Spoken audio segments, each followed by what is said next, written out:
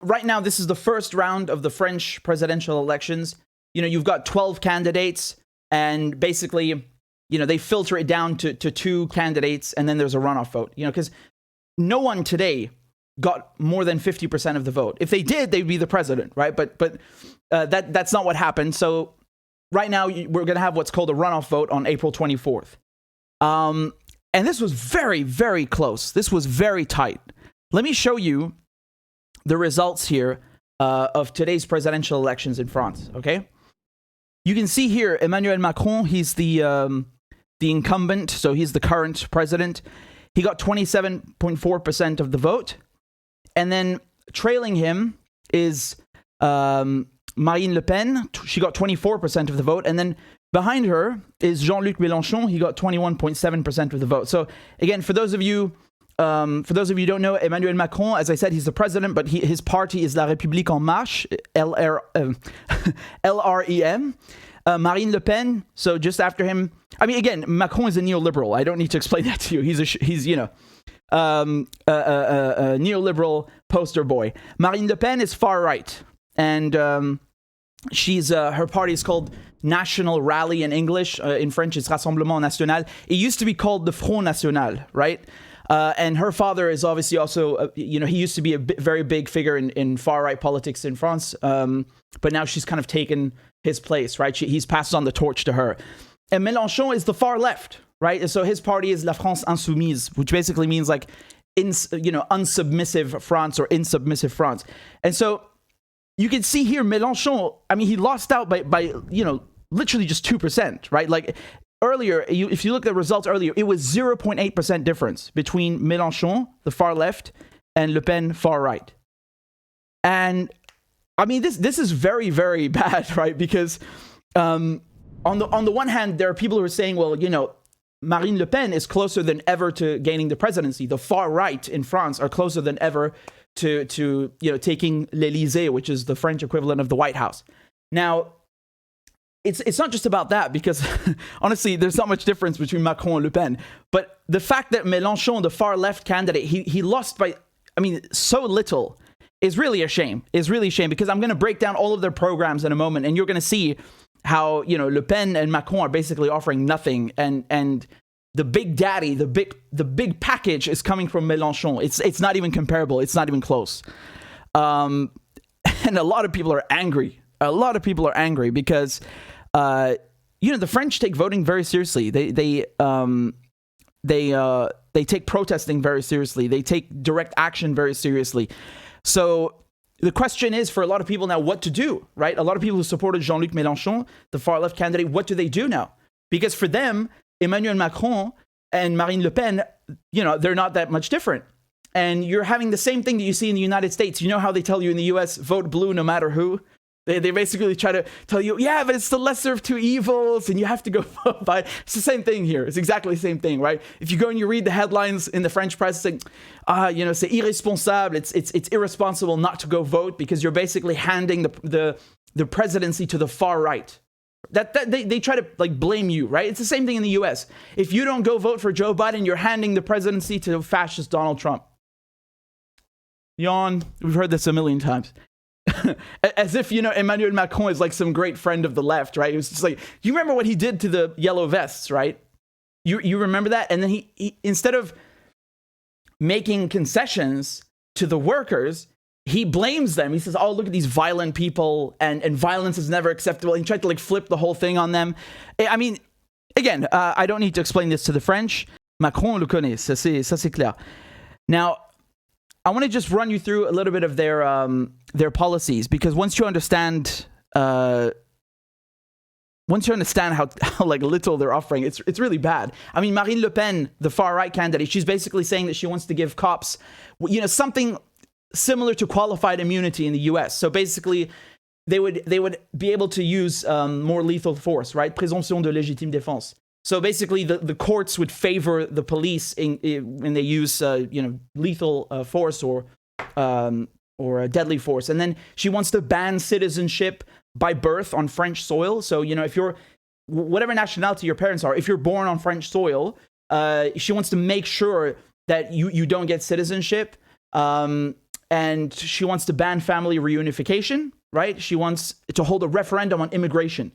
So again, these are some of her big policies. She's against Islamism, whatever that means in her case, and then she wants to clamp down on immigration because France really takes so many refugees, right? And she wants to quit NATO. Now that's an interesting one, right? So she wants to quit NATO. She doesn't want to quit the EU anymore. She changed her mind because, in 2017, it was the same people. It was also Macron against Le Pen. And back then, she was saying she wants to quit the EU.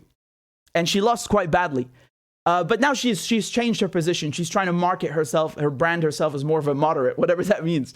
This is so ridiculous to me because I went to a French school, so I'm very familiar with French politics. I'm very familiar with France and French culture. And when people think that the media are branding Marine Le Pen as far right, I'm like, mais t'es con?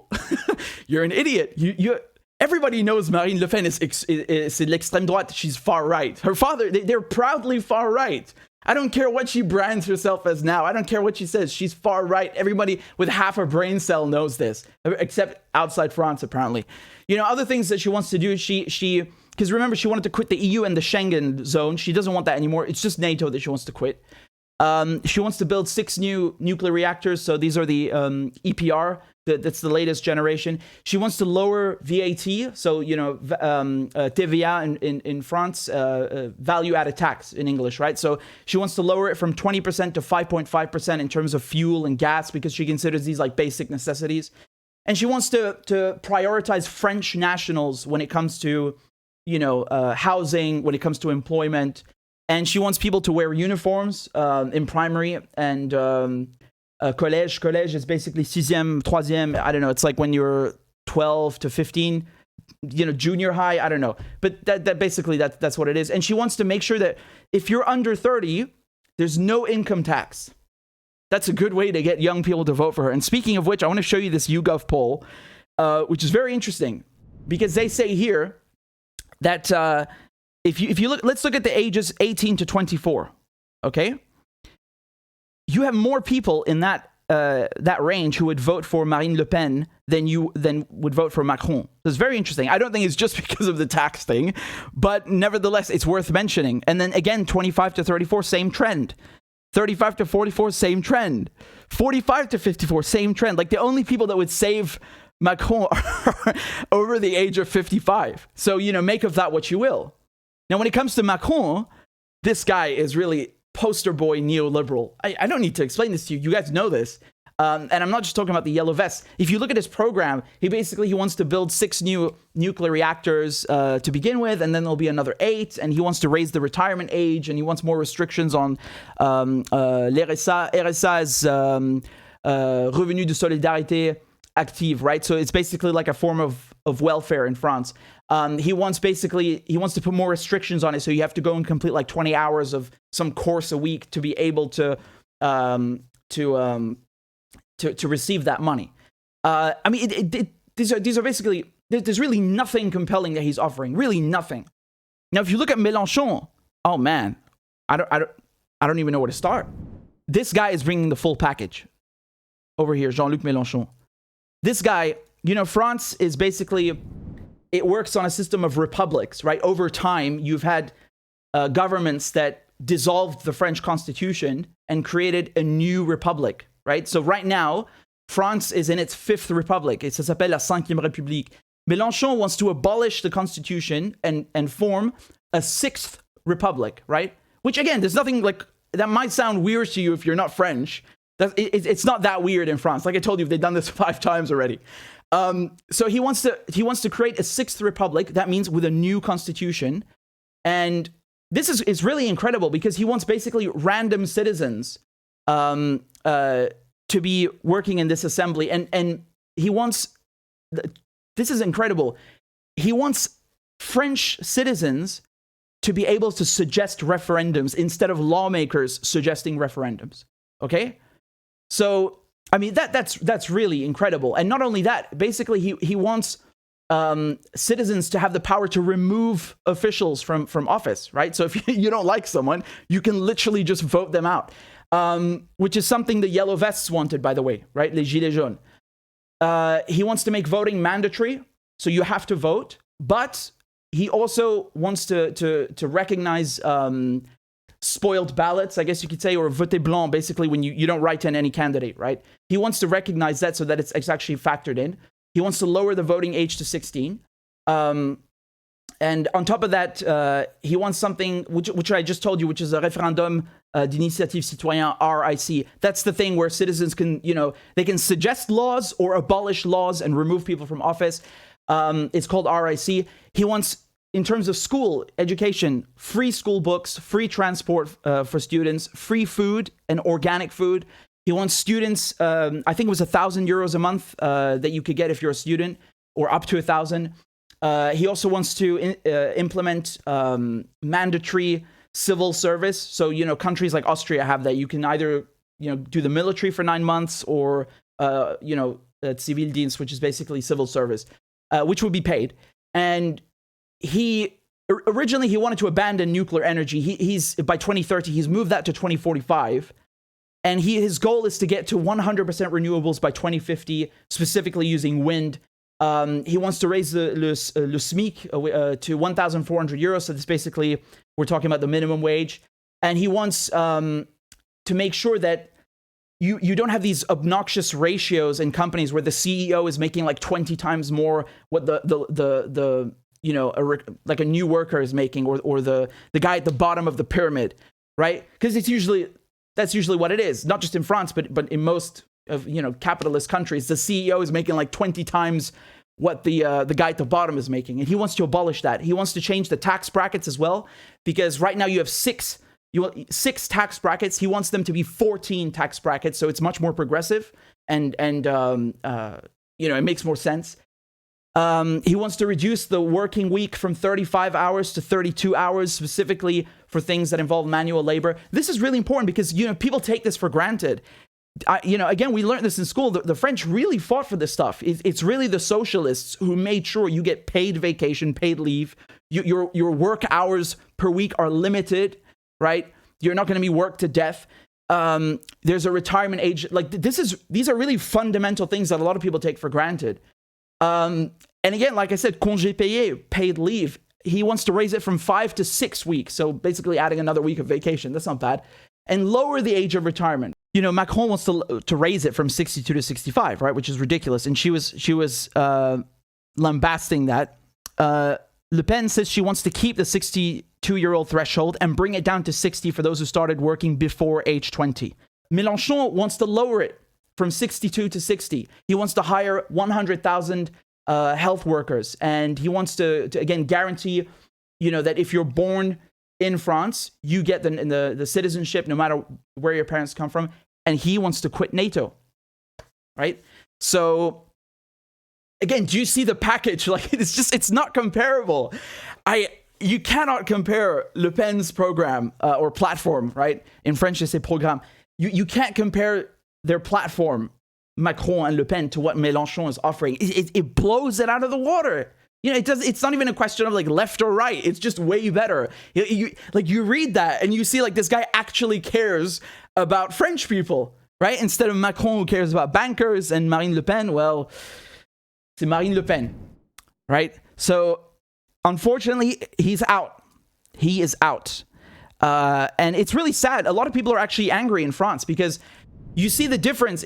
It's 21.7 to 24, okay? So people are really angry because, do you guys remember when I was covering the Democratic primaries in the US with you on this channel? Those were fun times.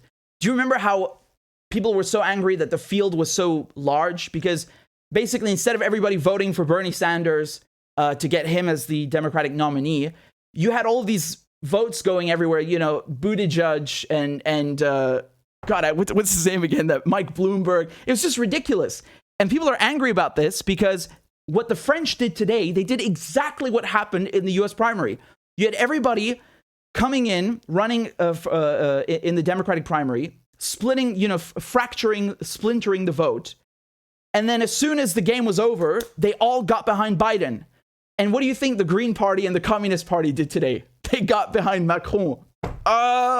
People are going, they're so angry about this because they cost Mélenchon the second round vote, so he's knocked out. And on top of it, it's not like they cost him the vote. They're also traitors. That's their words. They're calling them traitors because they're now, how's the Communist Party and the Green Party getting behind Macron? What has he done for workers? What has he done for the environment? It's absurd, right? So, just look at these tweets. You can see people say, voilà l'autre traître qui pointe son melon pour appeler à voter Macron, right? So look at this other traitor saying you should vote for Macron. People are really angry, honestly. And let me just show you. Let me show you the results over here. Do you see how this would have made a difference? Because if you look at the other votes down here, 7% here, 4% over here, Roussel 2%. It does make a difference because Mélenchon lost to Le Pen by literally 2-3%. So yes, it would have made a difference. It's not guaranteed that it would have made a difference, but it would have improved his chances. You can't deny that, right? Because what's the point of having candidates that pretend to be, Communist Party or Green Party, and then as soon as they lose, they get behind the neoliberal. So they've cost the real left, the actual left, the next round, and they just turn out to be a bunch of sellouts. That's the sentiment that a lot of French people have right now. Again, I'm just going to pull this up for you. You can see the difference between Marine Le Pen and Mélenchon is, it's barely 2%. It's barely 2%. So, just by having Roussel get out, right, that potentially could have gone towards Mélenchon and put him over, and then you'd have the runoff vote with Macron and Mélenchon, right? Same thing with all the others that have run here. They're all dropping out and they're all endorsing Macron now, most of them in any case, right? So, people are really angry, right? Roussel here, I told you, and he got 2.3%, and Yannick Jadot, so he's supposed to be the Green candidate, 4%. Honestly, man, the people who are voting for the communists or the Greens, they're on the left. So it is very reasonable to assume that had these candidates actually not gone in or said go with Mélenchon, we'll maybe form a coalition, whatever, we'll work something out, we'll compromise on policy, you might have actually had the next round on April 24th being Emmanuel Macron against Jean-Luc Mélenchon. And now you're going to have what the French call, this is very funny, do you know what they say in French about voting between Marine Le Pen and Emmanuel Macron? They say it's like choosing between the plague and cholera, right? Because you had this in 2017 and now it's the same exact vote again, right? C'est choisir entre la peste et le choléra. And I want to show you over here some results from municipalities in France. Look, this is crazy. Like Mélenchon was getting 60% of the vote in Bobigny. Roubaix got 52%. Dreux 45%. Like he's doing well, I'm going to read you some more of these tweets. People are so angry. They say il fallait tenir ce discours au premier tour, faire alliance avec Mélenchon. So they're saying you should have forged an alliance with Mélenchon. Vous en seriez sorti grandi et auriez laissé une trace dans l'histoire. You would have come out big and actually left your mark in the history books. So now we're going to flush the toilet and you're going to disappear like a turd. Oh man, that's fucking hilarious. That's really enormous. And again, this is my exact reaction because a few hours ago, the difference between Mélenchon and Marine Le Pen was 0.8%. It's infuriating. It's infuriating. Again, it's not so much out of hatred for Marine Le Pen. It's more out of frustration because you always have people like in the U.S. Democratic primary, and now you're seeing the French elections coming in, flooding the field, and then withdrawing and aligning themselves behind a neoliberal like Biden or Macron. It's quite disgusting, honestly. And what happens next? A lot of people are saying they're not going to vote. Look. People saying over here, la seule consigne de vote acceptable, c'est on vote pas au second tour et on vote en masse aux législatives. So we will not vote in the runoff election on April 24th, the second round. But we should vote during the midterms, what you would call midterms in the US, right? So the parliamentary elections. So they were saying at 5 p.m., the turnout stood at 65%. It was actually quite shocking because I was following the elections the whole day. And I swear to God, it was at 25% at one point. And I was like stunned. I was like, yeah, but that has to be early, right? That can't be it. It's going to be more than that. It is more than that, thankfully. I think it's reached somewhere above 70%. Don't quote me on that. The latest figures that I can give you as of now, I'm going to give you these figures that we have now. As of 5 p.m., you had 65% voter turnout. It's quite good, right? It is down from 2017 at the same time, but who knows? We're already quite late now, but all the figures haven't come in, so it could end up being more. Here, let me read you this tweet from Glenn. He says, in France, 31% of supporters of the left-wing candidate Jean-Luc Mélenchon say that in the event of a runoff between Macron and Le Pen, they'd vote for Le Pen. Only 28% said they'd vote for Macron. 41% say they wouldn't vote. See, so it's not just a bunch of tweets that I'm showing you. This is it's actually backed up by data, and I can tell you, knowing France, knowing French culture, knowing French politics, this is exactly what you would expect, right? Again, the French are very particular because they actually give a crap about their country. Again, this is why you had a movement like les Gilets jaunes, the yellow vests, right? This is why you have someone like Mélenchon, almost, clinching it from Marine Le Pen. In the US, we saw what they do to Bernie Sanders, or in the UK to Jeremy Corbyn. They do them so dirty. So dirty, right? They put a knife in their back. They call them anti-Semites, all this rubbish. And not to mention the fact that people in France, they take this seriously, like, you don't give us what we want, we're not going to vote, or, on va voter blanc, which is basically not writing anything in. It's not good, obviously. And the fact that people want to blame this on leftists and say, like, if you don't vote for Emmanuel Macron, you're handing the presidency to the far right. Bitch, Emmanuel Macron is the far right. Like, there's no difference between them. The difference is this tiny. You're splitting hairs at this point. Look at this. I want to show you some of the more, like, the brain-rotting discourse that has, permeated talk about this election. Again, this is so funny when you see people who have no clue about France talking about France. Look at this. This tweet, they say here that Le Pen would turn France into Putin's vassal state. She represents a historic threat to one of the greatest democracies on earth. So let's take a look at this video from 2017. What's up? L'air de rien, les grandes lignes politiques que je défends sont les grandes lignes qui sont défendues, effectivement, par M. Trump. C'est défendu par M. Poutine. L'air de rien, les grandes lignes politiques que je défends sont les grandes lignes qui sont défendues, effectivement, par M. Trump. C'est défendu par... Okay, so I don't need to tell you that was literally a 9-second clip. So, in terms of context, it's not the best. I just want to make one thing clear. You have literally 50 million reasons to criticize Marine Le Pen and her father, right? And her, and her whole party. This is not one of them. That she's going to turn France into like some vassal state for Putin. Mais ferme ta sale gueule de merde. Ferme ta gueule. I'm so sick of this because they act like everybody they don't like is working with Putin. Just shut the fuck up. Please shut the fuck up. You're so annoying. You are so dumb. You know nothing about anything and should never speak about politics. Just shut your mouth. You're so stupid. Like, this is all they have. This is their only commentary about the election. Oh, Putin, Putin, Putin. Shut the fuck up. Let me show you again how Mélenchon has the correct positions. Here's a video where he's talking about Assange and Snowden. Let's take a look.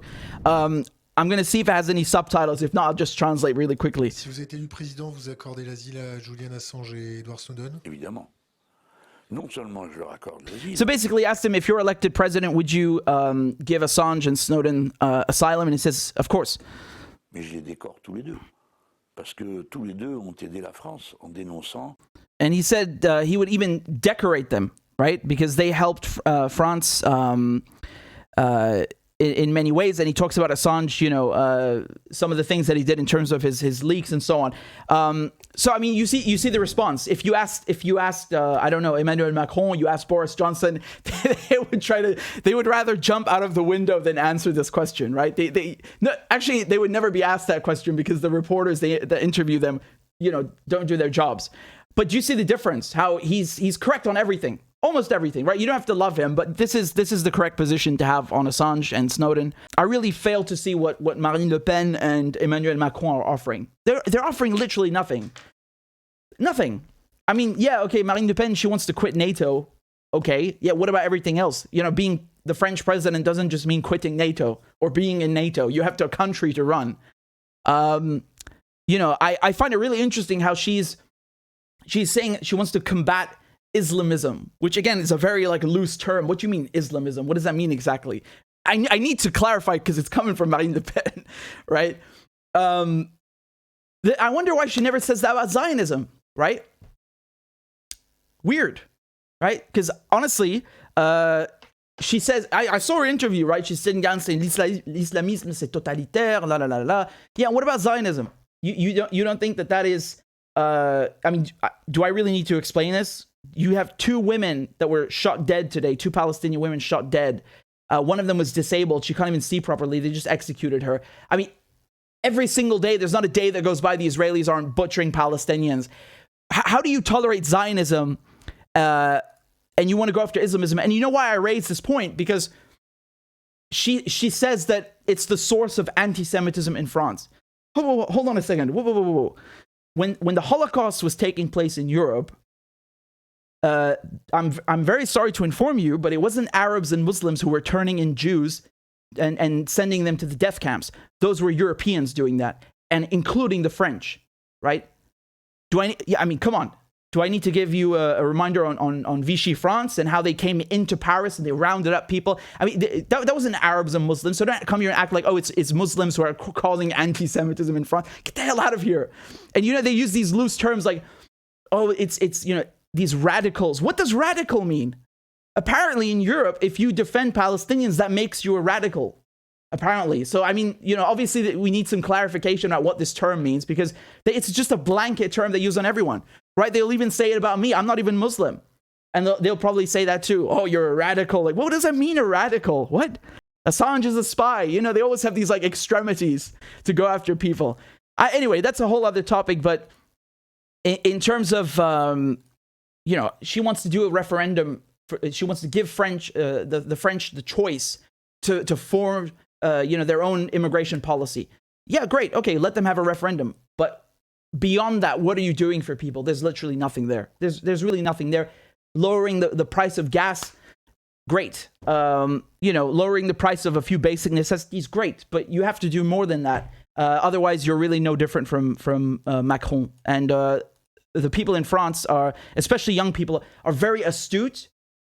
Voilà, on n'est pas con. And they know exactly that Macron and Le Pen are offering them absolutely nothing, and they would rather not vote. They would rather abstain ou voter blanc, as you can see down here. This is really important to look at, right? Because you would have, like, most young people would just literally not vote if it's between Marine Le Pen and Macron. And it turns out that this is indeed what's going to happen. It's a repetition of 2017. So April 24th, we're going to have the same vote that we had in 2017. Emmanuel Macron against Marine Le Pen.